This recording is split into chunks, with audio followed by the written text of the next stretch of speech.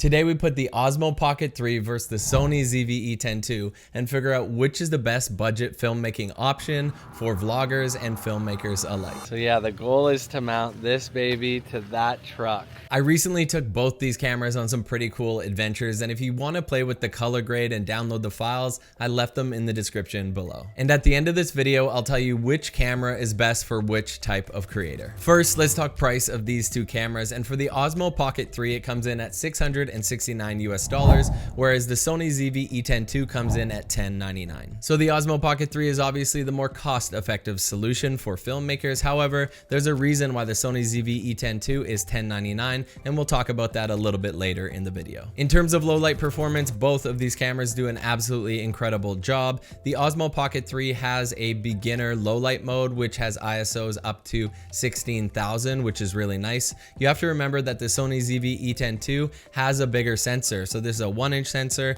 this is an APS-C sensor, and with a bigger sensor, it just allows in more light. If you're like me and you like shooting in log, there's advantages to that on both of these cameras. You get better dynamic range, and you get lower noise results in low light. Last time I was in Amsterdam, I did a night vlog with the Osmo Pocket 3, and with that 1-inch sensor, I wasn't sure how the low light results were gonna turn out, but I'm super impressed with this little thing. Both of these cameras are really good for video, but if you want that cinematic look, I will share with you my settings for both of these cameras. For the Osmo Pocket 3, all I gotta do is swipe right on the screen, and then I can click a button to go to my pro features. From there, I can adjust manual exposure, which allows me to play around with proper settings for motion blur.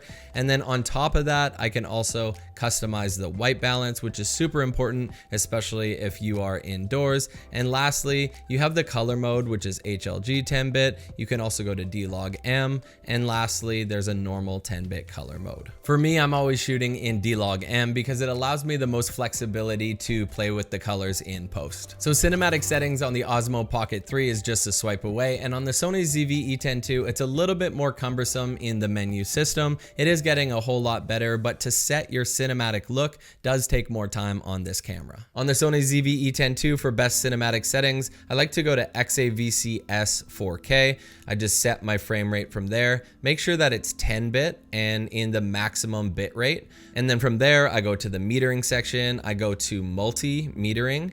And then when I'm shooting, I like to shoot at plus 1.3 to plus 1.7. I monitor that metering, making sure it's not flashing 2.0 ever, because you want to overexpose your S-Log3 footage. And for setting S-Log3 in this camera, you simply go to picture profile out of the color tone menu, and then you can just create your own picture profile, up to you. For me, I like to go to S-Log3, and then for color mode, I go S-Gamut3.Cine, and I find I get the best cinematic look with those settings. Really quick, if you're finding value in this video, it goes a really long way if you could just leave a like. 3, 2, 1. Thank you so much, and let's dive back in. In terms of autofocus, both of these cameras are absolutely amazing for continuous autofocus, and you don't have to worry about it too much popping in and out. These cameras are just great for that. For the Osmo Pocket 3, it has a pretty cool Active Track 6.0 feature, which I'll talk about here. All right, so Active Track is enabled. This is the setup right now.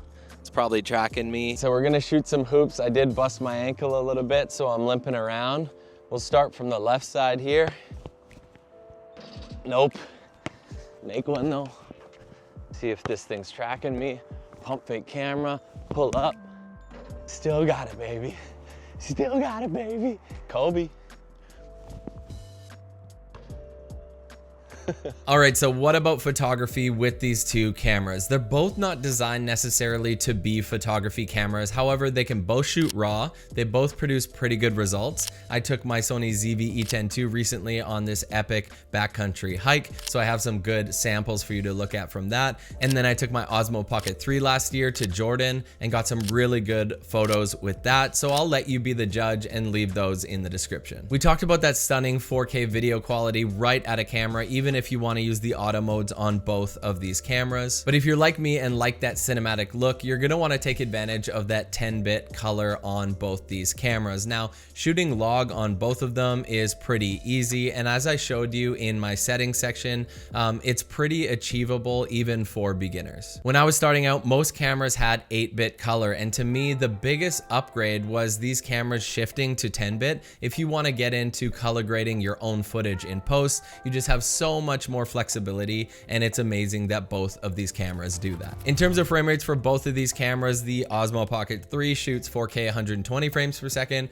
where the ZV-E10 II is limited to 4K 60. So if super slow motion is really important to you, the Osmo Pocket 3 does have the edge there. So what about lens options on both of these cameras? This is where it gets a little bit tricky because the Osmo Pocket 3 has a fixed lens, so it's a 20mm right out of camera. However, they do come with a magnetic clip that you can just put on, and you can get like a 15mm look out of it. So that's really good for landscapes and for vlogging. For the Sony ZV-E10 II, it comes with a kit lens for that $1099 price, and it's a 16-50 power zoom, which gives you a lot of flexibility. Now that E-mount system has been around for over a decade, and that's great. However, I find on this camera, because it doesn't have in-body image stabilization, you're gonna want a lens to alleviate like the micro jitters that come with it. So you need to pick up a lens that's like an OSS stabilized lens. Otherwise, you're just not going to get the best results, and that really limits the lenses that you can buy for this camera. As an example, I recently took this on a backcountry hike, and when I came home and looked at the footage, I found that there was a lot of micro jitters in it because I was using a lens that wasn't optically stabilized. In terms of audio, both of these cameras have been upgraded in that capacity, so they both sound really good straight out of camera. However, with the Osmo Pocket 3, it does come with this here, which is a wireless microphone that you can just use like this. Yo, what's going on, baby? Okay, so this is an audio test without the mic, but then we're gonna turn this thing on. 3, 2, 1. And now we are testing with the DJI mic, which comes with this creator combo, which is super sick. Does anyone want a little bit of sunscreen on their nose? I got some. I'm good. Actually do that again. At a guy. Safety first, kids. This really comes in handy when you're really far away from the camera and you still need to get really good audio, especially in like outdoor situations. Typically, when I've used external audio devices, like I also need a transmitter on the camera, but what's really cool about this is that the transmitter is built into the Osmo Pocket 3, and all you have to do is power this thing on, and then you get like seamless integration to the receiver, and it just works. Like that's what I'm loving about the Osmo Pocket 3, is that everything is just so easy to use and creator friendly. So it's so nice that they included this with the bundle. So one of the biggest advantages for the Osmo Pocket 3 is it does have that mechanical 3-axis gimbal for stabilization. And I was able to mount it to my friend's truck, and we went on an adventure together, and it was just incredible what it was able to do when you literally saw, when I was looking out the window, like the whole mount shaking on the car, and it was able to stabilize so well. In terms of the Sony ZV-E10 II for stabilization, they wanted to make it cheaper. So at that $1099 price for a pretty high quality camera, that's great. However,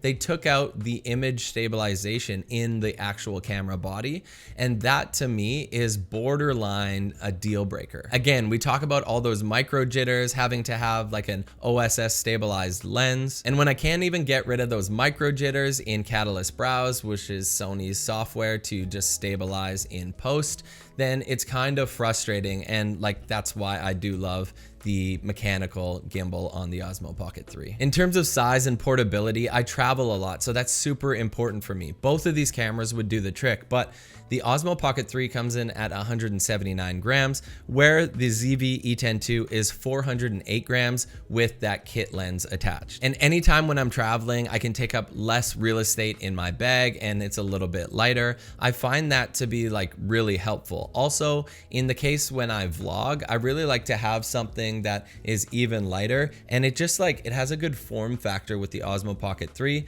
This is fine too, but I typically want like a Gorilla Pod or something when I'm holding it, which is just adding more weight and becoming more cumbersome. So if you are a vlogger, I'm actually leaning on the side of the Osmo Pocket 3. In terms of feature, I'm loving what both of these cameras have. The Osmo Pocket 3 has this portrait then landscape flip feature, which is super cool, has a pretty good touchscreen, which I like as well. And in terms of the Sony ZV-E10 ZV-E10 II, it also has a rotatable orientation screen from landscape to portrait, which I've been loving too, and the touchscreen is phenomenal on this as well. In terms of the apps for both of these manufacturers, Sony, I've always had some issues with connection, and it's not been the best for monitoring my video. However, the DJI Mimo app is really cool, to the point where I took this thing, I mounted it on the roof of my friend's truck. We were in the backwoods and we were just like driving on this logging road. While I was sitting in the passenger seat, I was able to seamlessly on my phone